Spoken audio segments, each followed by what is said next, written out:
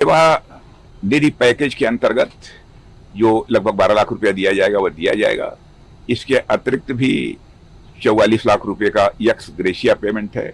उसके अतिरिक्त भी 48 लाख ये बैंक के माध्यम से होगा, लेकिन उसमें प्रीमियम नहीं देना होगा।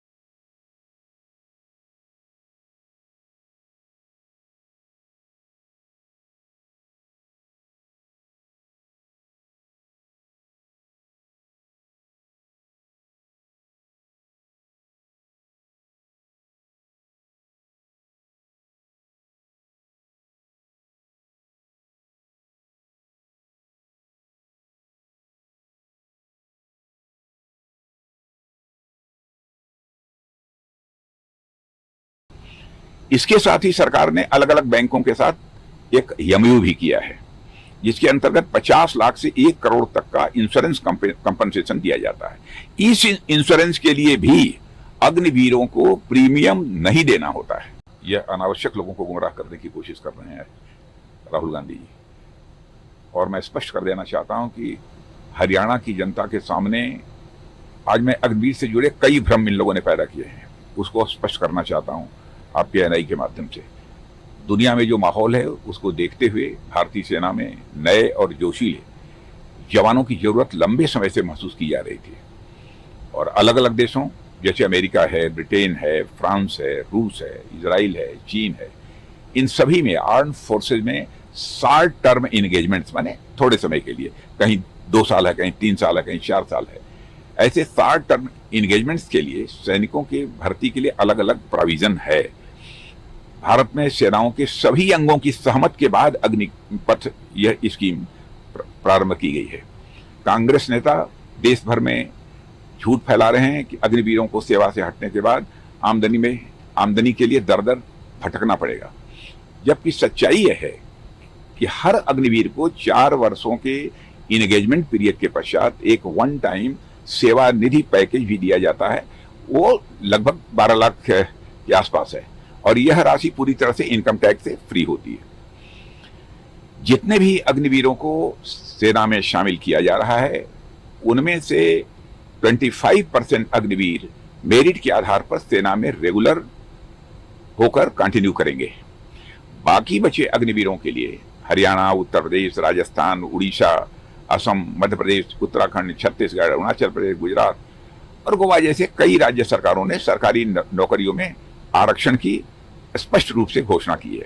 इसके अतिरिक्त पब्लिक सेक्टर अंडरटेकिंग्स में और पैरामिलिट्री फोर्सेज में माने कई ऐसे हैं क्षेत्र जिनमें की रिजर्वेशन का प्रोविजन किया गया है।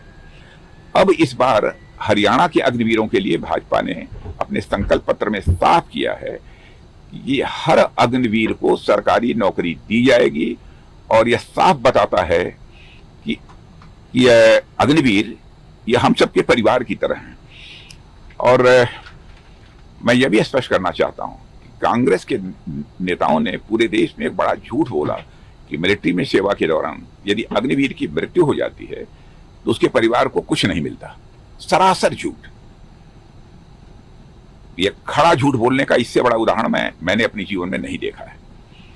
यदि किसी अग्निवीर की एक्टिव मिलिट्री सर्विस में दुर्भाग्य से मृत्यु हो जाती है तो उसके परिवार को 1.5 करोड़ रुपए से अधिक की धनराशि दिए जाने का प्राविधान भी किया गया है।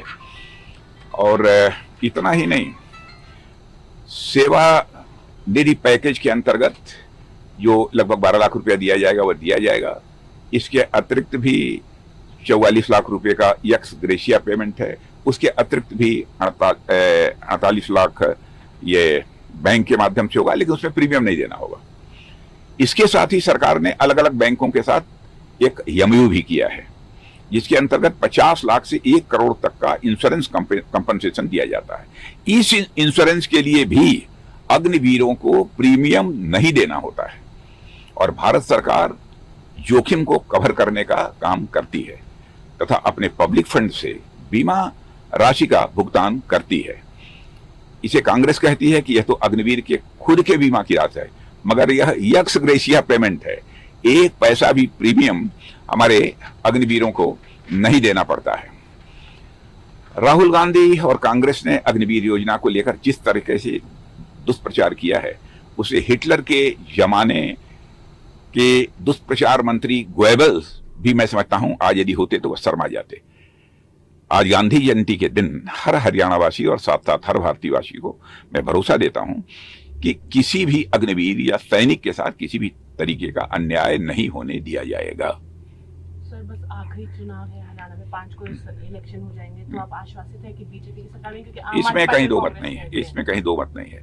अब देखा होगा आपने बराबर जनसभाओं में कि किस प्रकार का पब्लिक का रिस्पांस प्राप्त हो रहा है और हरियाणा की जनता ने मन बना लिया है कि अब तीसरी बार भी भारतीय जनता पार्टी की सरकार क्लियर मेजॉरिटी से बनेगी। और मैं कह सकता हूं इसके पहले जितने सीटों पर भारतीय जनता पार्टी ने विजय हासिल करके सरकार बनाई थी उससे काफी अधिक सीटों पर विजय प्राप्त करेगी और क्लियर मेजॉरिटी के साथ भारतीय जनता पार्टी गवर्नमेंट बनाएगी।